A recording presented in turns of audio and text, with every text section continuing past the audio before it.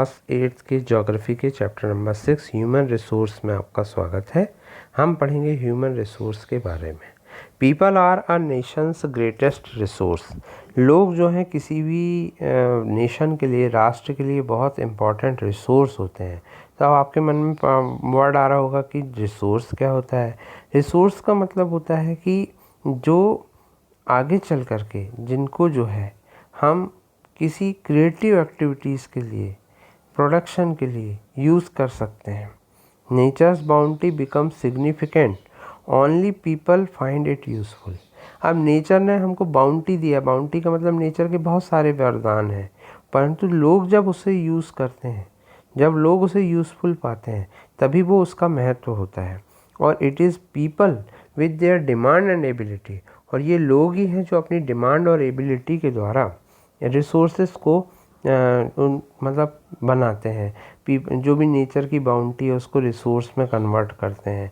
Hence human resource is the ultimate resource, और इसलिए human resource को अल्टीमेट रिसोर्स माना गया है। जैसे अब आप ही हैं, तो आप जो हैं यदि हेल्दी हैं, एजुकेटेड हैं, मोटिवेटेड हैं, तो आप जो होंगे वो रिसोर्स डेवलप करेंगे अपने रिक्वायरमेंट के हिसाब से। तो इसलिए किसी भी देश के लिए हेल्दी, एजुकेटेड और मोटिवेटेड पीपल जो होते हैं develop resources as per their requirement. Human resource like other resources are not equally distributed over the world. अब ह्यूमन भी जो है बाकी रिसोर्स की तुलना में, देखिए अभी भी आपके मन में ये वर्ड आ रहा होगा कि रिसोर्स का मतलब, जैसे नेचर ने हमको पानी दिया हुआ है, तो पानी क्या है हमारे लिए, एक नेचर की बाउंड्री है। लेकिन अब उस पानी को आप कैसे यूज़ कर रहे हैं? पीने के लिए यूज़ कर रहे हैं, इरिगेशन के लिए यूज़ कर रहे हैं, ठीक है ना। और ये इरिगेशन मतलब सिंचाई, या उसका डैम बना करके उससे बिजली भी बना रहे हैं और इरिगेशन भी कर रहे हैं। तो ये सारी चीज़ें कौन करता है?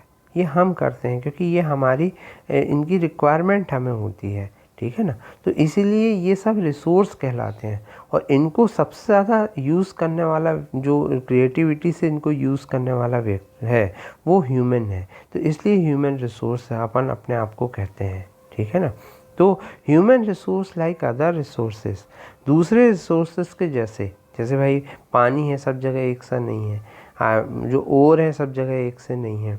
तो ह्यूमन रिसोर्स की तरह दूसरे रिसोर्स भी इक्वली डिस्ट्रीब्यूटेड नहीं है। वो डिफ़र करते हैं एजुकेशनल लेवल, एज और सेक्स के आधार पर, कि भाई लड़का है या लड़की है। Their numbers and characteristics also changing, उनके नंबर और कैरेक्टरिस्टिक भी लगातार बदल रहे हैं। तो अब हम डिस्ट्रीब्यूशन ऑफ पॉपुलेशन को यदि देखें, तो अर्थ की सरफेस में जो 90% वर्ल्ड का पॉपुलेशन है, is about 30% of the land surface में रहता है।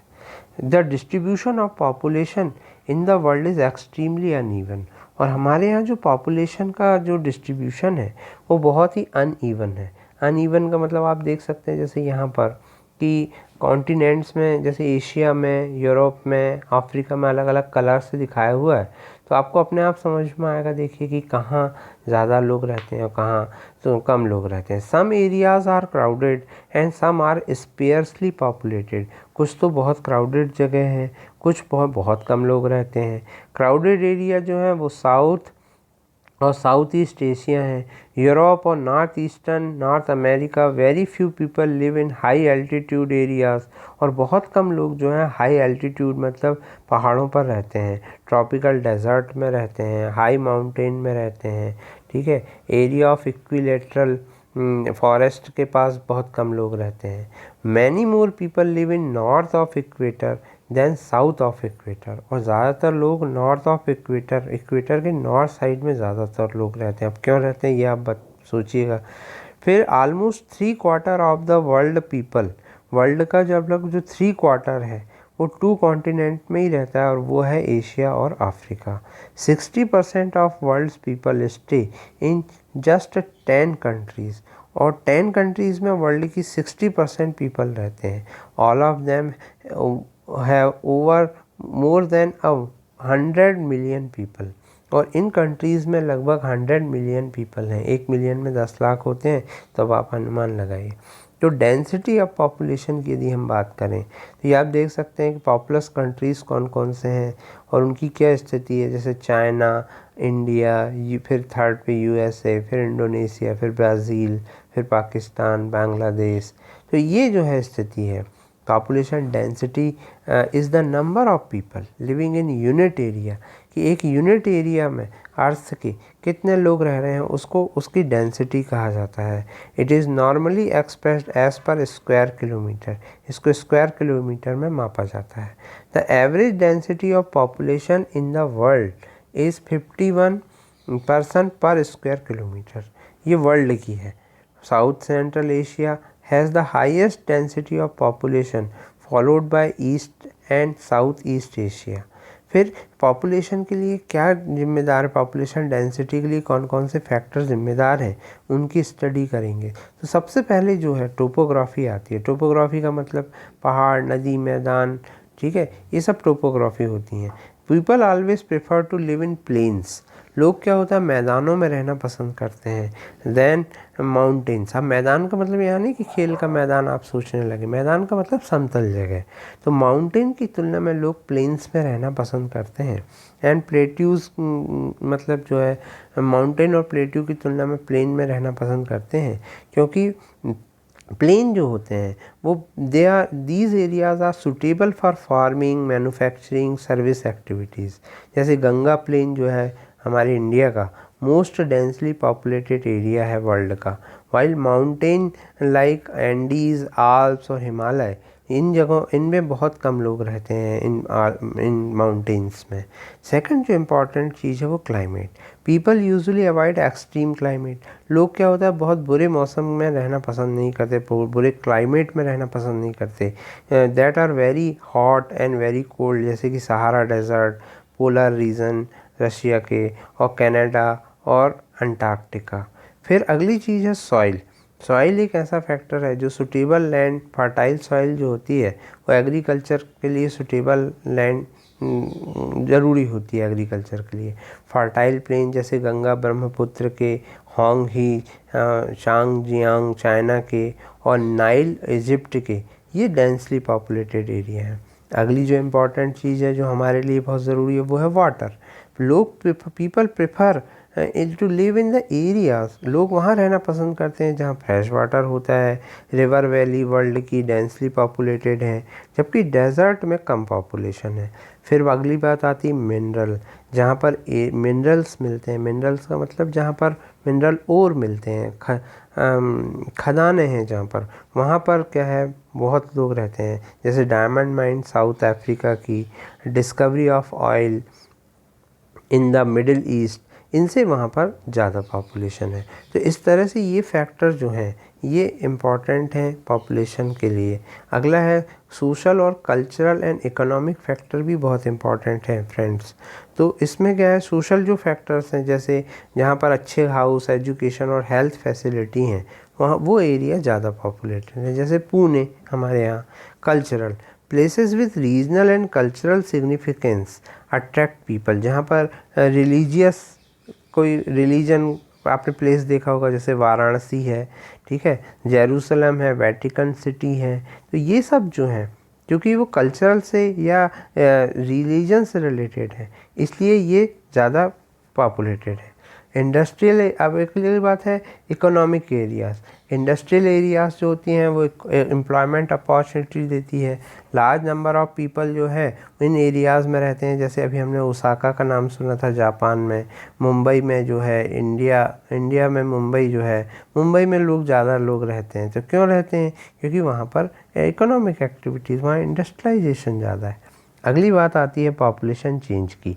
पॉपुलेशन चेंज का मतलब होता है कि refers to change in the number of people during a specific time, एक स्पेसिफिक समय में जो चेंज होता है। The world population has not been stable, जो वर्ल्ड की पॉपुलेशन है वो स्टेबल नहीं है, वो मैनीफोल्ड मतलब कई गुना बढ़ गई है। पहले बहुत कम थी और अब बहुत ज़्यादा हो गई है। This is actually due to changes in number of birth and death.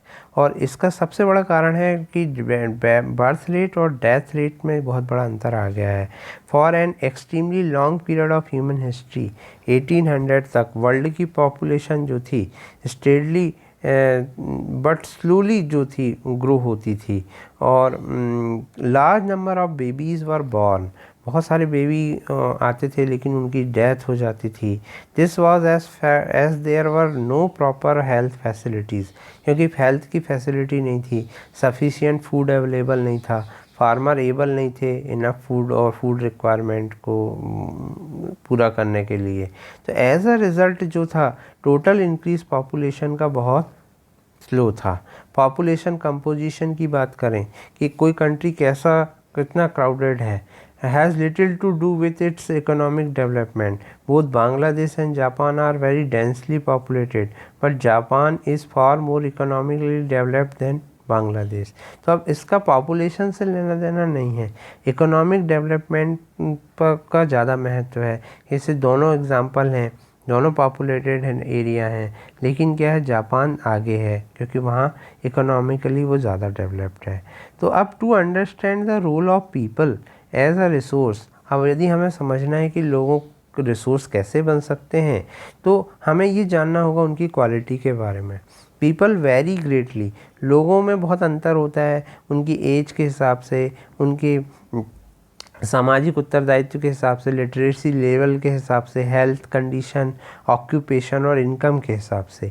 तो ये ज़रूरी है, it is essential to understand these characteristic of people, ये समझना ज़रूरी है। तो इस पॉपुलेशन कंपोजिशन का मतलब होता है स्ट्रक्चर ऑफ पॉपुलेशन, कि पॉपुलेशन का कैसा स्ट्रक्चर है। सबसे पहले composition of population help us to know how many are males and females. Composition में हमको पता चलता है कि हमारे देश में या कहीं पर भी कितने मेल हैं और कितने फीमेल हैं, कौन सा ग्रुप से वो बिलोंग कर रहे हैं, कितने एजुकेटेड हैं और कौन सा ऑक्यूपेशन वो कर रहे हैं, उनकी इनकम लेवल क्या है, हेल्थ कंडीशन क्या है। तो इन सब चीज़ को इंटरेस्टिंग वे से स्टडी यदि करना है तो उसके लिए पॉपुलेशन पिरामिड या इसको एज सेक्स पिरामिड भी कहा जाता है।